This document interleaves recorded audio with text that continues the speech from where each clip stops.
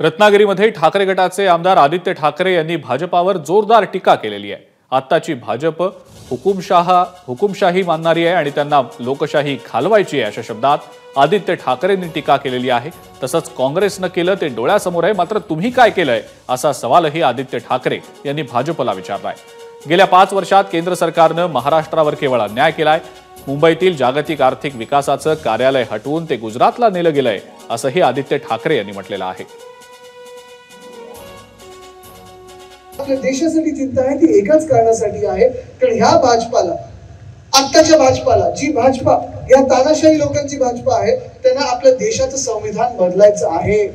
आज आपण विचारत आहोत किंवा भाजपा विचारत आहे की 75 वर्षात काँग्रेसने काय केलं। मी आज त्या भाजपाला विचारत आहे, जर 65 वर्षांचं तुम्ही विचारत होता 10 वर्षापूर्वी तर चालून गेलं असतं, पण ही मधली 10 वर्ष 65 वर्षाची आणि 75 वर्षाची नक्की राज्य कोणाचं होतं?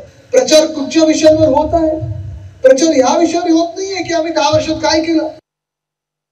10 वर्षाची हुकुमशाही बघितल्यानंतर जे निर्मलाताई सांगत आहेत, मागच्याच आता अर्थसंकल्प सादर केलं जानेवारीमध्ये, तेव्हा त्यांनी सांगितलं की आता आम्ही शोध लावलेला आहे की या देशात फक्त 4 जाती आहेत।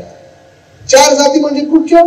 तर त्यांनी सांगितलं शेतकरी आहेत, महिला आहेत, युवा आहेत आणि गरीब आहेत, आणि आता आम्ही यांची सेवा करणार।